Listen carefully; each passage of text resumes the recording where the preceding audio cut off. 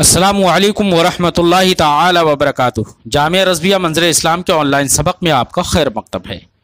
प्यारे बच्चों, खोलते हैं अपनी किताब अल-मुअतक़दुल मुंतक़द सफ़ा नंबर 65। इबारत पढ़ लेते हैं। बिस्मिल्लाहिर्रहमानिर्रहीम। वलम्मा सबत इंतिफ़ाउल जिस्मिय्यति बिल मअनल मज़कूर सबत इंतिफ़ाउ लवाज़िमिहा फलैसा सुब्हानहु बिज़ी लौनिन वला राइहतिन वला सूरतिन वला शक्लिन वला मुतनाहिन वला हालिन फी शैइन वला महल वला युत्तहदु बिशैइन वला यअरदु लहु लज़्ज़तुन अक़लिय्या वला हिस्सिय्या वला अलमुन कज़ालिक वला फ़रहुन वला गम्मुन वला ग़ज़बुन वला शैउन मिम्मा यअरदु लिल अजसाम फमा वरद फ़िल किताबि व सुन्नह मिन ज़िक्रि रिज़ा वल ग़ज़ब वल फ़रह व नहविहा यजिबु तंज़ीहु मिन ज़ाहिरिही कमा सयाती इला आखिरिल इबारा। प्यारे बच्चों, आज के इस सबक में ये बयान कर रहे हैं कि इससे पहले सबक में ये बता दिया था कि अल्लाह रब्बुल इज़्ज़त जौहर नहीं है, अल्लाह रब्बुल इज़्ज़त जिस्म नहीं है, क्योंकि हर जिस्म क्या होता है? मुरक्कब होता है, हर जिस्म मोहताज होता है और हर जिस्म के अंदर तरकीब होती है और अल्लाह रब्बुल इज़्ज़त एहतियाज और तरकीब से पाक है। तो इस माना कर अल्लाह रब्बुल इज़्ज़त जब जिस्म नहीं है, तो जब जिस्मियत की इस माना कर नफ़ी हो गई तो लवाज़िम जिस्मियत की भी नफ़ी हो जाएगी। जब अल्लाह रब्बुल इज़्ज़त जिस्म ही नहीं है तो वो लवाज़िम का इल्साक़ इत्तिसाफ़ होगा किससे?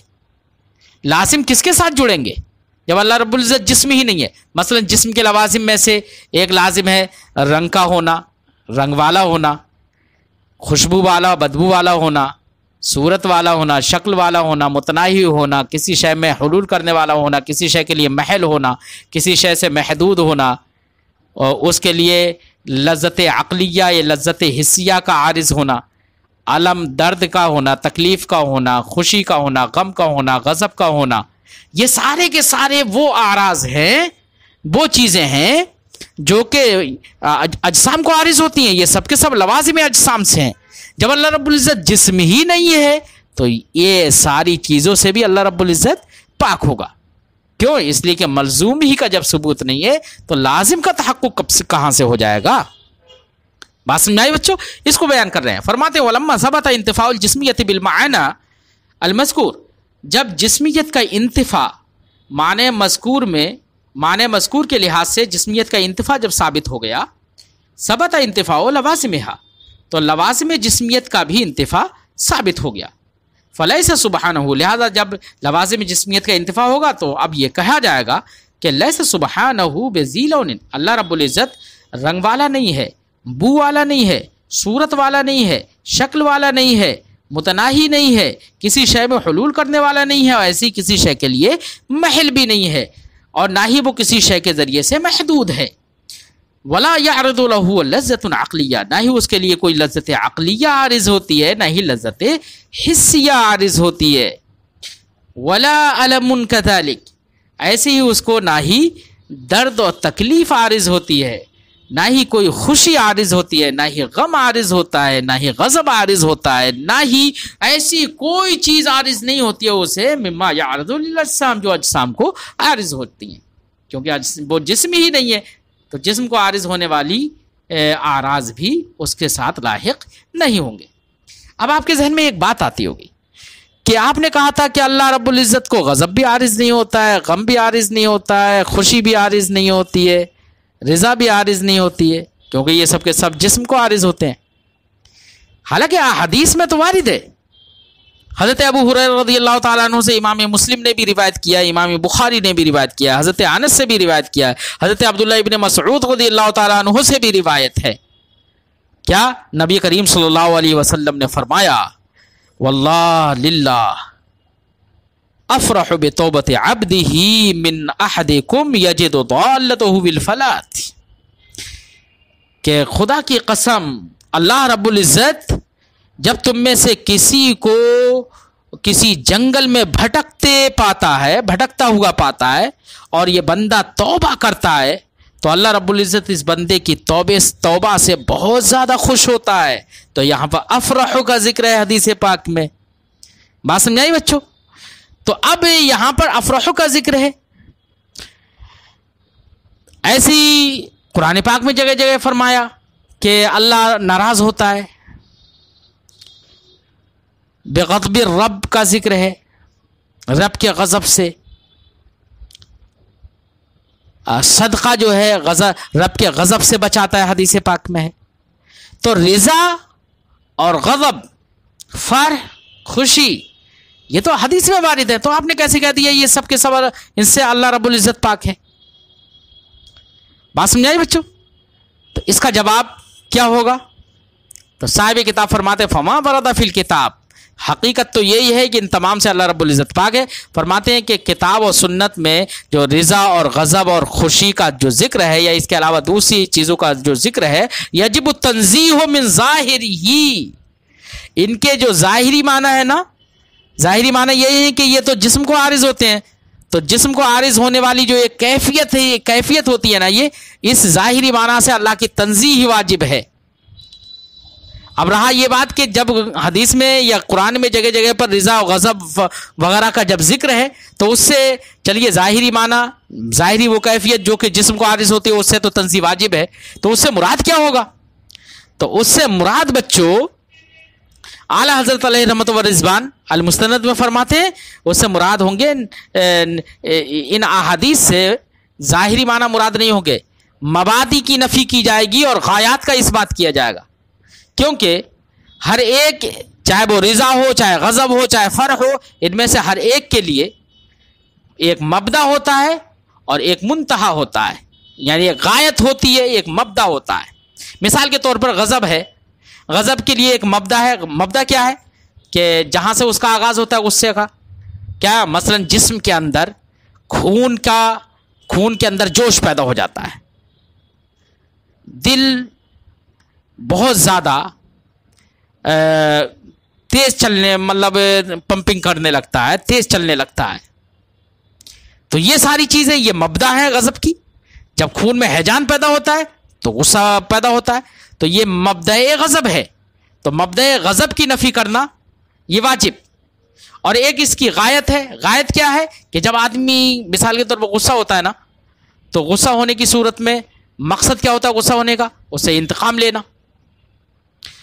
دوسرے کو تکلیف پہنچانا، یہ مراد ہوتا ہے نا. یہ ہوتی ہے غایت غضب کی. تو ارادہ انتقام، تکلیف پہنچانے کا قصد، یہ غضب سے مراد ہے. یعنی مبدا کی نفی کی جائے گی اور غایت کا اس بات کیا جائے گا. تو جہاں جہاں احادیث میں یہ وارد ہے کہ اللہ رب العزت راضی ہے، راضی ہونے کا مطلب مبدا کی نفی اور اس کیفیت کی نفی جو جسم کے اندر پیدا ہوتی ہے اس کی نفی، اور اس کا انتہا کیا ہے کہ انعام سے، اکرام سے نوازنا، یہ مراد ہوگا وہاں پر رضا اور فرح سے. اور غضب سے مراد کیا ہوگا؟ انتقام لینا اور اس کو سزا دینا، یہ مراد ہوگا. بات سمجھ آئی بچوں؟ نہ کہ مبدا مراد ہو. فرماتے ہیں ان کے ظاہری معنی سے تنزیہ کرنا و تنزیہ واجب ہے، کما سیاتی، جیسے کہ عنقریب یہ بات اگلے گفتگو آئے گی. وکذالک العرض، جیسے اللہ تعالیٰ جسم نہیں ہے، جوہر نہیں ہے، ایسے ہی وہ عرض بھی ہونا محال ہے. لأنہ المحتاج الی الجسم، کیونکہ ہر عرض جو ہوتی ہے وہ جسم کی محتاج ہوتی ہے. اپنے تقوم میں کسی بھی عرض کا خود سے قیام نہیں ہوتا ہے، بلکہ وہ اپنے قائم ہونے میں جسم کی محتاج ہوتی ہے. تو جسم کا وجود پہلے چاہیے عرض سے. جبکہ اللہ رب العزت پہ اگر عرض ہو تو اس سے پہلے تو کسی کا وجود ہی نہیں ہے، کیونکہ وہ تو ہر چیز سے پہلے ہے، وہ تو ہر چیز کا موجد ہے. تو وہ عرض کیسے ہو سکتا ہے؟ کیونکہ ہر عرض کے لیے تو اس سے پہلے اس کا وجود، جسم کا وجود چاہیے جس کے ساتھ وہ قائم ہو. اور اللہ ہر چیز سے پہلے ہر چیز کا موجود ہے، تو وہ عرض نہیں ہو سکتا. ایسی عرض باقی رہنے والی نہیں ہوتی، وہ تو منتفی ہو جاتی ہے، ختم ہو جاتی ہے. تو اب اللہ رب العزت تو باقی رہنے والا قدیم ہے، اس لیے وہ عرض نہیں ہے. فرماتے ہیں لأنہ المحتاج الی الجسم، اللہ تعالیٰ کا عرض ہونا بھی محال ہے، کیونکہ وہ جسم کا محتاج ہوتا ہے. کون؟ عرض جسم کی محتاج ہوتی ہے فی تقوم ہی، اپنے قائم ہونے میں. فیستحیل وجودہ قبلہ، لہذا جسم سے پہلے عرض کا وجود محال ہوگا. واللہ تعالیٰ قبل کل شیء، جبکہ اللہ رب العزت ہر چیز سے پہلے ہے اور ہر چیز کا موجد ہے. وکذالک الجہت، جیسے اللہ رب العزت کے لیے عرض محال ہے، ایسے ہی جہت بھی محال ہے. کیوں؟ اس لیے کہ کسی شے کا کسی جہت میں ہونے کا معنی کیا ہے؟ کسی بھی جہت میں ہونے کا یا کسی جہت سے مخصوص ہونے کا معنی ہے کہ وہ کسی معین حیز میں ہوگا، کسی متعین حیز میں ہوگی وہ چیز. اور اللہ رب العزت اور حیز میں ہونا یہ جوہر ہونے کے لیے، جسم ہونے کے لیے ضروری ہے کہ جو بھی چیز حیز میں ہوگی اس کے لیے جسمیت ضرور ہوگی، اس کے لیے جوہریت ضرور ہوگی. اور اللہ رب العزت کا جوہر ہونا اور جسم ہونا یہ باطل ہو چکا ہے، لہذا وہ کسی حیز میں نہیں ہوگا. جب حیز میں نہیں ہوگا تو وہ کسی جہت کے ساتھ مختص بھی نہیں ہوگا، کیونکہ جہت کے ساتھ اختصاص کا مطلب ہی ہے کسی معین حیز کے ساتھ مختص ہونا. فرماتے وکذالک الجہہ، ایسی جہت بھی اللہ رب العزت کے لیے محال ہے. کیوں؟ از معنی الاختصاص بالجہہ، کیونکہ کسی جہت کے ساتھ اختصاص کا مطلب ہوتا ہے کسی حیز معین کے ساتھ اختصاص. وقد بطل لبطلان الجوہریت والجسمیت فی حقہ تعالی، جبکہ جوہریت اور جسمیت کا بطلان اللہ کے حق میں باطل ہو چکا ہے. جبکہ وقد بطلا، جبکہ کسی حیز میں مخصوص ہونا یہ باطل ہو چکا ہے. کیوں؟ لبطلان الجوہریت والجسمیہ، کیونکہ جوہریت اور جسمیت اللہ کے لیے باطل ہے. فی حقہ تعالی، اللہ تعالیٰ کے حق میں جوہریت اور جسمیت باطل ہے، اس لیے حیز معین کا ہونا، حیز معین سے مختص ہونا یہ بھی باطل. اور جب حیز معین سے مختص ہونا باطل تو اختصاص بالجہت بھی باطل، اس لیے جہت اللہ تعالیٰ کے لیے نہیں ہے. اب اگر کوئی شخص یہ کہنے لگے جہت کا معنی اختصاص بحیز معین ہماری مراد نہیں ہے، بلکہ جہت کا اس کے علاوہ کوئی دوسرا معنی ہے، تو صاحب کتاب فرماتے ہیں کہ دیکھو جہت تو حقیقت تو یہی ہے کہ جہت کسی چیز میں کسی حیز میں حیز معین سے مختص ہونے کا ہی نام ہے، وہ تبھی پائی جاتی ہے جہت. اگر اس معنی کے علاوہ کوئی دوسرا والا معنی ہے مراد کے جس میں نہ حلول فی الحیز ہو نہ ہی جس میں جسمیت ہو، تو وہ معنی تو بتایا جائے نا وہ معنی ہے کیا. بات سمجھائی بچوں؟ اگر وہ معنی بتایا جائے گا تب اس معنی میں غور کیا جائے گا کہ کیا اس معنی سے اللہ رب العزت کی تنزیہ واجب ہے یا نہیں ہے.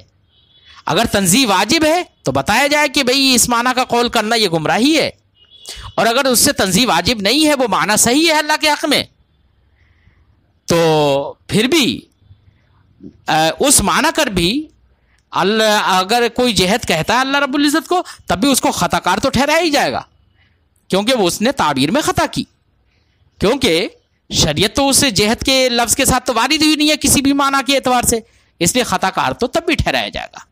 فرماتے بچوں فَإِنْ أُرِيدَ بِالْجِهَةِ مَعْنًا غَيْرُ هَذَا، اگر جہت سے مراد مذکورہ معنی کے علاوہ کوئی ایسا معنی ہے مما لیس فیہ حلول، جس کے اندر حلول فی الحیز نہ ہو اور نہ ہی جسمیت ہو، فلیبین، تو چاہیے کہ وہ معنی بیان کیا جائے، حتی ینظر فیہ، تاکہ اس معنی میں غور کیا جائے، یرجع الی التنزیہ عما لا یلیق بجلال الباری تعالی، کہ اگر جہت سے اس معنی کے سوا دوسرا معنی مراد ہے جس میں حیز میں حلول اور جسمیت نہ ہو تو بیان کیا جائے اس معنی کو، تاکہ اس میں نظر کی جائے، اس میں غور و خوض کیا جائے، اسے دیکھا جائے آیا کہ وہ معنی اللہ تبارک و تعالیٰ کو ایسی بات سے منزہ ماننے کی طرف رجوع کرتا ہے جو باری تعالیٰ کے شایان شان نہیں ہے.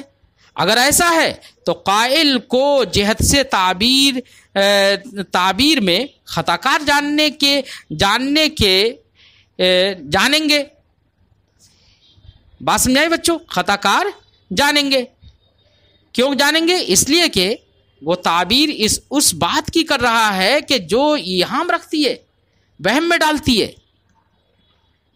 اس چیز کا ایہام کرتی ہے جو اللہ کے لائق نہیں ہے. اور اس لیے کہ یہ تعبیر دین میں وارد نہیں ہے. کیا ہے؟ دین میں وارد نہیں ہے. جس کو میں عبارت ملوا دوں، فَيُخَطَّعُ حَتَّى يُنظَرَ فِيهِ، تاکہ اس میں غور کیا جائے، اس میں نظر کی جائے. يَرْجِعُ إِلَى التَّنزِيهِ عَمَّا لَا يَلِيقُ بِجَلَالِ الْبَارِ سُبْحَانَهُ، کہ نظر کی جائے آیا کہ وہ معنی اللہ تبارک و تعالیٰ کو ایسی بات سے منزہ ماننے کی طرف رجوع کرتا ہے جو باری تعالیٰ کے شایان شان نہیں ہے. بات سمجھائی بچوں؟ فَيُخَطَّعُ فِي مُجَرَّدِ التَّعْبِيرِ عَنْهُ بِالْجَہَةِ، اگر ایسا ہے تو مالا یلیقو، اگر ایسا ہے پوری عبارت پڑھ لیتے، بالجہت لإیہامہ مالا یلیقو ولعدم ورودہ فی السنۃ او یرجع الی غیر التنزیہ فیبین فسادہ لقائلہ وغیرہ صونا عن الضلال، تاکہ ایسی جہت سے تعبیر کرنے والے کو خطا کار ٹھہرایا جائے، کیونکہ یہ وہم ڈالتا ہے اس کا جو اللہ کے شایان شان نہیں ہے، اور اس چیز سے وہ تعبیر کر رہا ہے جس کے ساتھ سنت میں ورود نہیں ہوا ہے۔ اور یرجع الی غیرہ، یا وہ معنی راجع ہے غیر تنزیہ کی طرف، کیا وہ معنی راجع ہے غیر تنزیہ کی طرف کہ فیبین فسادہ، تو ایسی چیز کی طرف راجع ہے کہ جس سے تنزیہ اللہ کی نہیں ہوتی ہے، تو اب اس معنی کا فساد بیان کر دیا جائے گا اس کے قائل کے لیے اور غیر قائل کے لیے، صونا عن الضلال، تاکہ وہ گمراہی سے محفوظ رہیں۔ بہرحال اگر ایسا کوئی معنی ہے تو اس کو بتایا جائے تاکہ اس معنی میں غور کیا جائے۔ اگر وہ معنی ایسا ہے کہ جس سے تنزیہ واجب نہیں ہے، شایان شان اللہ کے نہیں ہے، تو کہا جائے گا اگر تنزیہ واجب نہیں ہے، وہ غلط معنی نہیں ہے، تب تو جہت سے تعبیر کرنے میں خطا کار ٹھہرایا جائے گا، اور اگر اس سے تنزیہ واجب ہے اور اللہ کی تنزیہ نہیں ہوتی ہے تو ایسی صورت میں اس کا فساد بیان کیا جائے گا تاکہ ایسا کہنے والا گمراہی سے محفوظ رہے۔ ایک اور اعتراض ہے یہاں پر، اس اعتراض کو ابھی ہم انشاءاللہ ذکر کر رہے ہیں۔ اعتراض یہ ہے بچوں کہ آپ نے کہا تھا کہ اللہ رب العزت جہت سے پاک ہے، جیسے کہ اس سے پہلے ثابت کر چکا، تو پھر دعا میں آسمان کی طرف ہاتھ کیوں اٹھایا جاتا ہے؟ جبکہ آسمان میں جو دعا میں جو آسمان کی طرف ہاتھ اٹھائے جاتے ہیں، یہ تو آسمان، یہ تو جہت علو ہے، یہ تو بلندی کی جہت ہے، تو اس کی طرف ہاتھ کیوں اٹھائے جاتے ہیں جب اللہ رب العزت جہت سے پاک ہے؟ یہ کوئی اعتراض کرے تو اس کا جواب صاحب کتاب دیتے ہیں، دیکھیے دعا میں آسمان یہ دعا کے لیے قبلہ ہے، کیا ہے؟ آسمان قبلہ دعا ہے، لہذا اپنے ہاتھوں کو آسمان کی طرف متوجہ کیا جائے گا دعا میں، کیونکہ وہ قبلہ دعا ہے۔ جس طریقے سے نماز کے اندر نماز کا قبلہ وہ کعبہ شریف ہے، لہذا چہرہ اور سینہ کعبہ شریف کی طرف کیا جاتا ہے، تو یہ قبلہ صلاۃ اور قبلہ دعا ہے، اس لیے ان کی طرف ہاتھ اٹھایا جاتا ہے اور سینہ اور رخ کیا جاتا ہے۔ اس کا یہ مطلب نہیں ہے کہ معاذ اللہ رب العزت یہاں پر متمکن ہے، یہ مراد نہیں ہے، بات سمجھائی بچوں؟ تو نماز میں جس کی عبادت کی جاتی ہے وہ خدا تعالیٰ ہے، دعا میں جس سے قصد کیا جاتا ہے وہ اللہ رب العزت ہے، وہ اس گھر یا آسمان میں حلول کیے ہوئے نہیں ہے، وہ اس سے منزہ ہے۔ ان کی طرف ہاتھ جو اٹھایا جاتا ہے، ہاتھ متوجہ کیے جاتے ہیں، وہ قبلہ دعا ہونے کی وجہ سے، اور اسی نماز میں چہرہ اور سینہ قبلہ کی جانب کیا جاتا ہے، وہ اس وجہ سے کہ وہ قبلہ صلاۃ ہے، بیت اللہ۔ فرماتے ہیں فَإِنْ قِيلَ، اگر اعتراض کیا جائے، فَمَا بَالُ الْأَيْدِي، تو کیا معاملہ ہے ان ہاتھوں کا جن کو اٹھایا جاتا ہے آسمان کی طرف دعا میں، وَهُوَ جِهَةُ الْعُلُوِّ، حالانکہ آسمان کی طرف آسمان یہ جہت علو ہے۔ اجیب، جواب دیا گیا بِأَنَّ السَّمَاءَ قِبْلَةُ الدُّعَاء، آسمان قبلہ دعا ہے، تستقبل بالایدی، جس کی طرف ہاتھوں کو متوجہ کیا جاتا ہے، کما ان البیت قبلۃ الصلاۃ، جیسے کہ کعبۃ اللہ قبلہ صلاۃ ہے، یستقبل بالصدر والوجہ، اس کی طرف چہرہ اور سینہ کیا جاتا ہے، والمعبود بالصلاۃ، نماز میں جس کی عبادت کی جاتی ہے اور دعا میں جو مقصود ہے وہ اللہ رب العزت ہے، منزہ عن الحلول بالبیت والسماء، وہ کسی گھر یا کسی آسمان اور گھر میں حلول سے منزہ ہے۔ تو ہاتھوں کو اس لیے نہیں اٹھایا جاتا ہے کہ معاذ اللہ اس میں متمکن ہے، یا کعبہ کی شریف کی طرف چہرہ اور سینہ اس لیے نہیں کیا جاتا ہے کہ معاذ اللہ رب العزت اس گھر میں حلول کیے ہوئے ہے، نہیں، وہ تو حلول سے پاک ہے۔ بات سمجھائی بچوں؟ آج کی گفتگو ہم یہیں پر ختم کرتے ہیں، پھر آئندہ